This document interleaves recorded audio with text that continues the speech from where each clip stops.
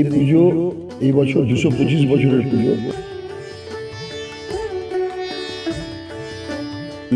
তখন 5 রাউন্ড গুলি ফায়ার করতে করতে মন্দির পর্যন্ত আসি। শূন্যে গুলি চালিয়ে আজও শুরু হয় এই বাড়ির পুজো। দেশভাগ, সময়ের পরিবর্তন, জমিদারির অবসান সবকিছুর পরেও আজও অটুট 225 বছরের ঐতিহ্য। ভারত বাংলাদেশ সীমান্তবর্তী তিলাসন এলাকার সিংহাবাদ জমিদারি বাড়ির দুর্গাপুজো আজও শুরু হয় এক বিশেষ রীতিতে। প্রায় 225 বছর আগে সুদূর উত্তরপ্রদেশ থেকে ব্যবসার সূত্রে বাংলায় আসেন অবোধ নারায়ণ রায়। ব্যবসার সুবিধার্থে প্রায় 3000 টাকায় ব্রিটিশ সরকারের কাছ থেকে তিনি জমিদারি ক্রয় করেন। পরে 3 সাধুর পরামর্শে দেবী দুর্গার আরাধনা শুরু হয়। সেই থেকে আজও চলছে এই পুজো। যিনি এই প্রথম শুরু করেছিলেন এই পুজোর, তার নাম হচ্ছে অবোধ নারায়ণ রায়। উনি উত্তরপ্রদেশ থেকে বাংলায় আসেন।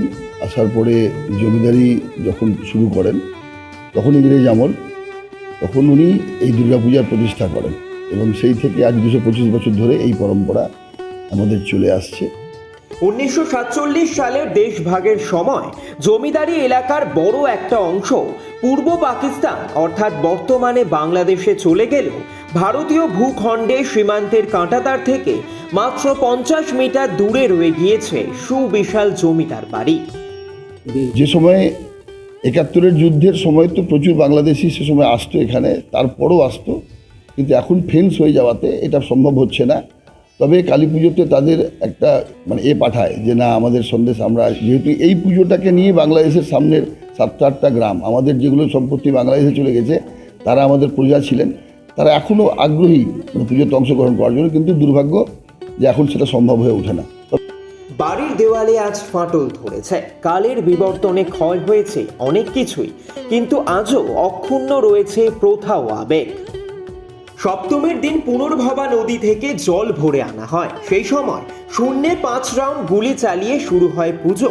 পুরো আয়োজন ও ভোগ রান্নার দায়িত্ব পালন করেন উত্তরপ্রদেশ থেকে আসা মৈথিলি ব্রাহ্মণরা। আমি নবম পুরুষ রাকেশ কুমার রায়। এই পুজোর একটা আভিজাত্য আমি বাবার কাছ থেকে পেয়েছি।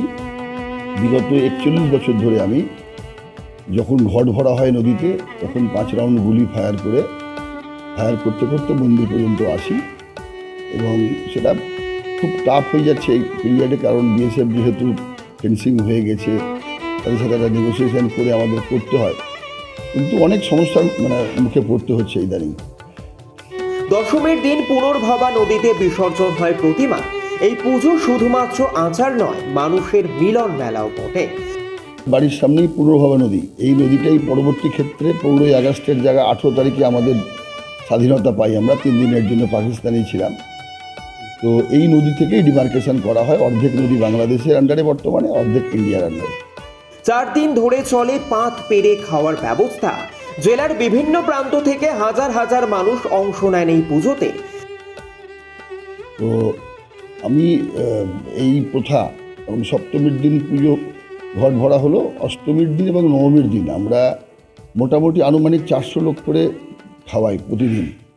এবং বিয়েতে যেমন কার্ড করা হয়, ঠিক পুজোতেও আমাদের সেভাবে কার্ড করে আমন্ত্রণ জানানো হয় গ্রামবাসীকে, প্লাস শহরের বুক থেকে যারা আসেন তাদেরকেও, এবং টিভি পেপারে পরিষ্কার জানিয়ে দিই যারা নিমন্ত্রণ পাননি তারাও কিন্তু নিজের ইচ্ছা মতো এখানে আসতে পারেন।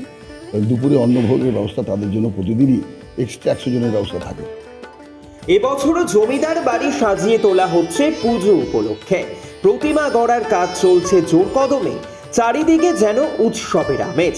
অপেক্ষায় আছেন তিলাসনের মানুষজন। শুরু হোক 225 বছরের সেই প্রাচীন ঐতিহ্যের মহোৎসব। ব্যুরো রিপোর্ট, এই মুহূর্তে।